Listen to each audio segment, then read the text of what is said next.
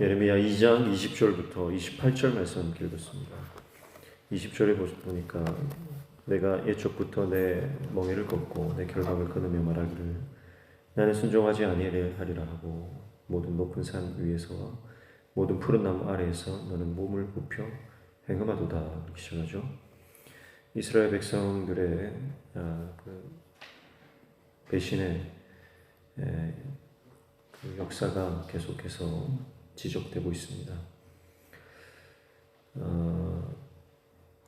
내가 옛적부터 내 멍에를 꺾고 내 결박을 끊었다. 이렇게 말하죠.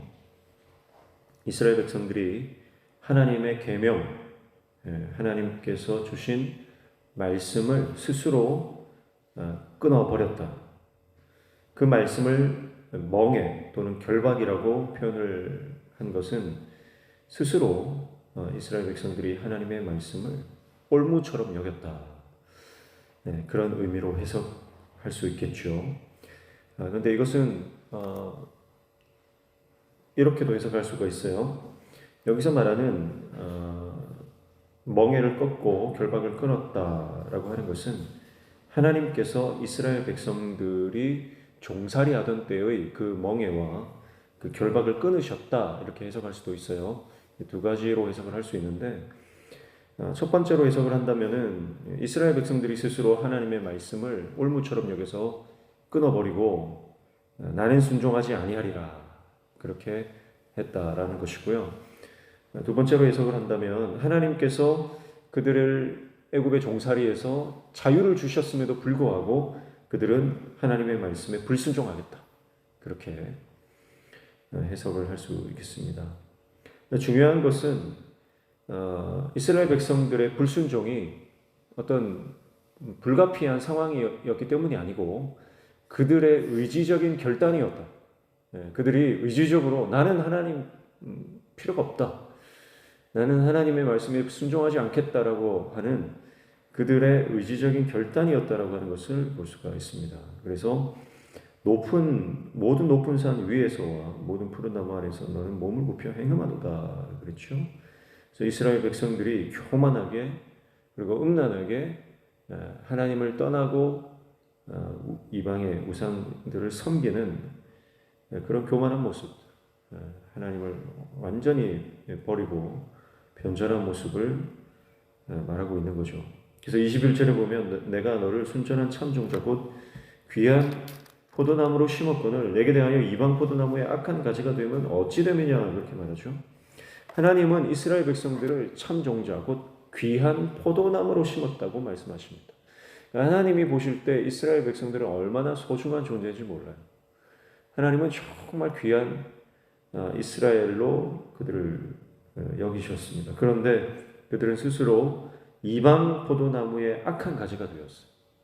그러니까 이방 포도나무의 악한 가지가 되었다라고 하는 것은 그 이방 포도나무의 그 접붙임을 한 거죠. 스스로 하나님께 속한 것을 기뻐하지 않고 그들은 세상에 속하는 것을 기뻐했습니다. 그래서 하나님께서 귀하게 그들을 선택하시고 부르시고 하나님의 자녀 되게 하셨지만 그들은 그것을 버리고 오히려 세상과 버텨 살아가는 모습으로 나아갔습니다. 그래서 22절에 주 여호와의 말씀이니라 내가 잿물로 스스로 씻으며 내가 많은 비누를 쓸지라도 내 죄악이 내 앞에 그대로 있으리니, 그랬어요. 잿물과 비누는 씻을 때, 빨래할 때, 그럴 때 쓰는 세탁용품이잖아요. 그러나 아무리 그런 세탁용품을 많이 쓴다고 해도요, 씻을 수가 없는 죄. 그러니까 지금 이스라엘 백성들의 죄는 이제 돌이킬 수 없는 죄다라고 하는 것을 말씀하고 있어요. 그래서 23절에 내가 어찌 말하기를 나는 더럽혀지지 아니하였다, 바알들의 뒤를 따르지 아니하였다 하겠느냐. 골짜기 속에 있는 내 길을 보라. 내가 행한 바를 알 것이니라. 발이 빠른 암낙타가 그의 길을 어지러이 달리는 것과 같았으며. 그들이 스스로 나는 더럽지 않다 이렇게 정당화할 수 없다는 거예요.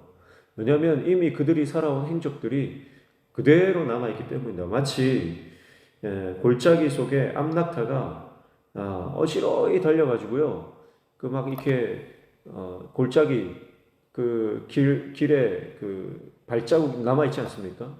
그리고 계속 다니다 보면요, 그게 길이 되잖아요. 그런 것처럼 이스라엘 백성들이 무절제하고 불안한 삶을 끊임없이 살아왔기 때문에 어지럽다, 그렇죠? 어지러이 달렸다. 네, 그런 표현을 쓰는 거죠. 그래서 24절에 또 이렇게 표현합니다. 너는 광야에 익숙한 들암나기들이 그들의 성욕이 일어남으로 헐떡거림 같았도다. 그 발전기에 누가 그것을 막으리요? 그것을 찾는 것들이 수고하지 아니하고 그 발전기를 만나리라 그랬어요. 자, 들암나기의 발전기. 이것은 본능에 의해 움직이는 철저히 자극적인 것을 쫓고 쾌락을 쫓고 본능에 의해 살아가는 그런 모습을 말하는 것입니다. 그들의 마음에 음란하게 주체할 수 없는 그 욕망을 따라 살아가는 그 삶을 말하는 것이죠. 그래서 25절에 내가 또 말하기를 내 발이 제어하여 벗은 발이 되게 하지 말며 목을 가라게 하지 말라 하였으나 오직 너는 말하기를 아니라 나는 이는 헛된 말이라 내가 이방신들을 사랑하였은즉 그를 따라가겠노라 하도다 그랬어요.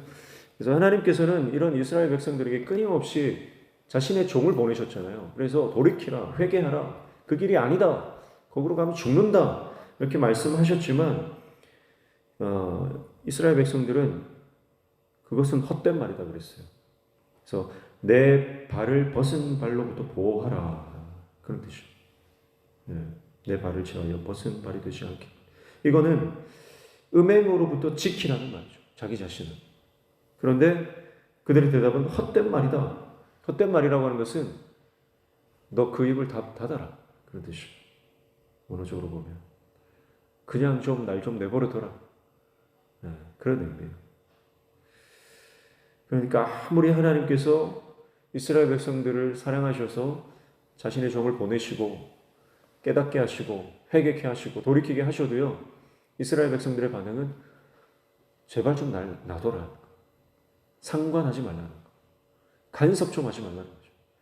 내가 원하는 대로 살겠다는 거.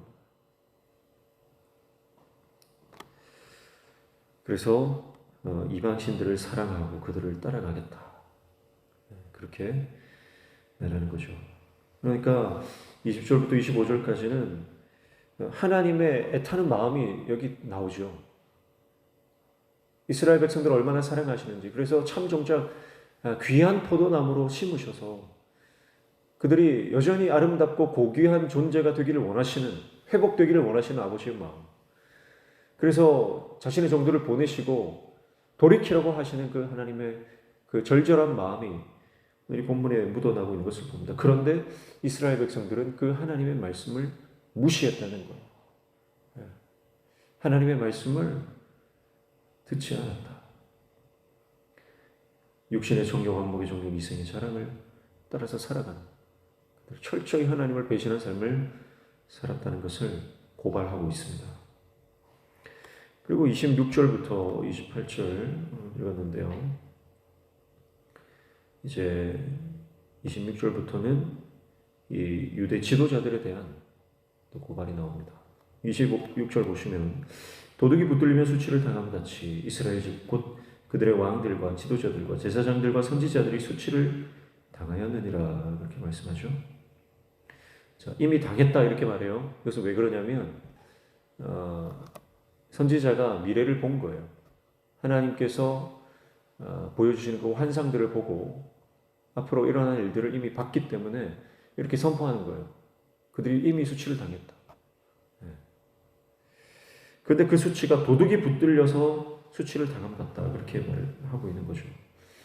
이스라엘의 종교 지도자들, 또 리더들, 그들은 말씀 위에 바로 섰어야 합니다. 그들은 백성들이 완악하게 행할지라도 그들을 올바르게 이끌어 가야 할 책임과 의무가 있는 사람들이에요. 그런데 그들은 오히려 스스로 자신들이 더 적극적으로 죄를 짓고 더 불법을 행했다는 겁니다.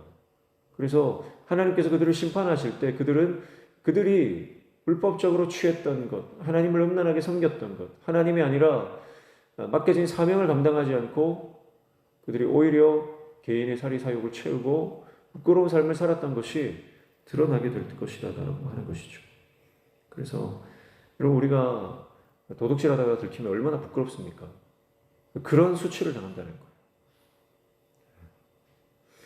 우리가 어릴 때, 저도 어릴 때 어떤 그 슈퍼마켓에서 친구 따라 물건을 훔친 적이 있어요. 그러다가 잡힌 거예요. 잡혔는데 아무 생각이 없었어요. 친구가 좀 이렇게 손버릇이 나쁜 친구인지 모르고 그 친구랑 같이 들어갔는데 이 친구가 물건을 슬쩍 하고 자기 주머니에 넣는데 저보고 너도 하나 해라는 거예요. 다 안 들킨다는 거예요. 내가 맨날 한다는 거예요. 그래서 저도 그 과자 하나를, 조그만 과자 하나를 챙겨서 나가다가 그 주인에게 걸린 거예요. 그래가지고 그 사무실에 들어가서 꿇어 앉아 있는데 너무 두렵더라고요. 부모님한테 연락한다 그러는데 부모님한테 연락하는 순간 내 인생은 끝장이라는 생각이 드는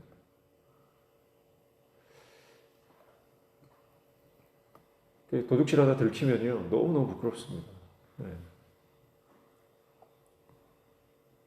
그런 수치를 당한다. 27절 그들이 나무를 향하여 너는 나의 아버지라 하며 돌을 향하여 너는 나를 낳았다 하고 그들의 등을 내게로 돌리고 그들의 얼굴은 내게로 향하지 아니하다가 그들이 환난을 당할 때에는 이르기를 일어나 우리를 구원하소서 하리라. 이렇게 말해요. 자, 그러니까 나무를 향하여 나의 아버지다 그런 말이에요. 20절에 그들이 나무 아래서 음란히 행했죠. 그것과 연결됩니다.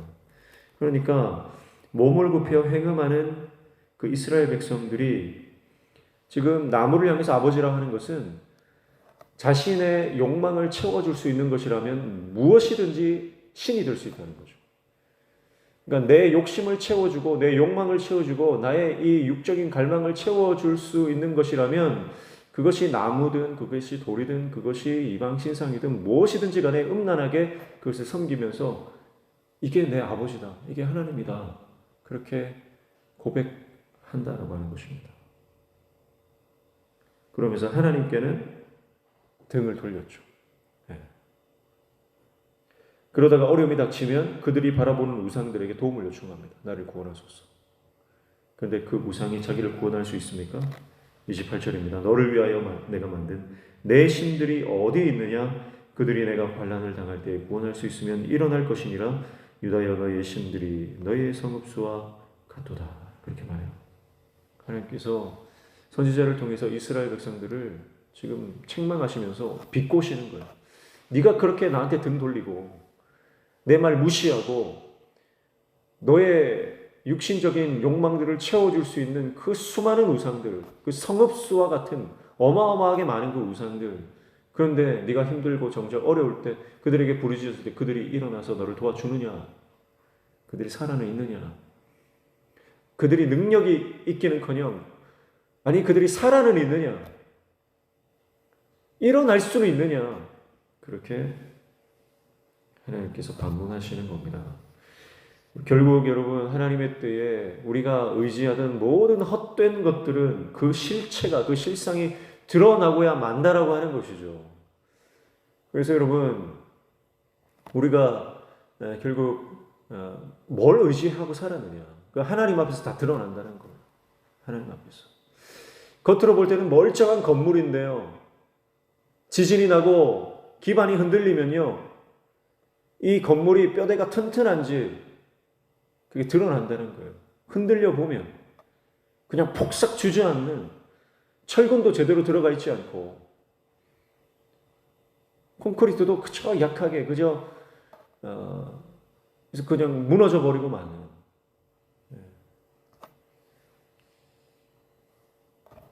그래서 어떤 분은 그랬어요. 우리 믿음이라고 하는 것은 우리가 하나님의 말씀을 무장하는 것은 영적인 내진 설계와 같다 그랬어요. 영적 내진 설계다. 그래서 여러분 우리가 정말 우리 안에 정말 믿음이 있는 것은요. 우리의 기반이 흔들릴 때 그때 드러나는 겁니다. 내가 영적으로 내진 설계가 되어 있으면요. 아무리 흔들려도 무너지지 않는 거예요. 왜냐하면 내 안에 그런 흔들림을 견딜 수 있는 능력이 있기 때문에 그래요. 근데 우리 안에 참된 믿음이 없이 겉모양만 그럴듯하게 세워진 건물이라고 한다면 기반이 흔들릴 때 폭삭 주저앉고 마는 것입니다. 여러분, 오늘 우리가 하나님을 의지하고 믿음으로 살아간다면 여러분, 우리가 인생 가운데 흔들릴 수는 있을지언정 무너지지 않는 줄로 믿습니다. 영적 내진 설계를 하셔야 돼요. 내 안에 하나님의 말씀으로 이게 그 철근으로 보강이 되어야 되는 거예요. 그래야 무너지지 않는 것입니다. 결국 내가 의지하던 것들의 실상이 다 드러날 것입니다. 그리고 내 안에 정말 믿음이 있는지 아니면 세상 것을 따라서 살아갔는지 다 그 하나님의 때에 드러날 것입니다. 하나님은 이 말씀을 통해서 우리에게 도전하십니다. 오늘 저와 여러분 삶 가운데 내가 무엇을 쫓아 살아가고 있는가? 헛된 것, 이 땅에 허탄한 것을 쫓아 허리를 굽혀 몸을 숙여 그것들을 향해 절하며 그것들과 버타여 음행하며 살아가고 있지 않는가? 하나님께는 등을 완전히 돌려버리고 있지는 않은가? 하나님께서 우리에게 이 말씀을 통해 도전하십니다. 세상을 바라보고 세상을 향해 쫓아가던 우리의 삶이 하나님을 향해 다시 돌아서기를 축복합니다. 하나님을 바라보고 그 하나님과 동행하는 삶이 회복되기를 축복합니다. 그래서 하나님 제발 날 좀 내버려 두세요 하던 우리의 완악한 마음이 하나님의 도우심을 구하고 하나님을 향해 달려가는 믿음의 모습으로 변화되기를 주님의 이름으로 축복합니다. 기도하겠습니다. 하나님, 주님의 영광을 우리에게 보여주시고 주님의 그 은혜로 다시 우리 삶을 채워주시고 주님의 손으로 우리를 다시 만져주시고 다시 하나님의 종으로 삼아주시고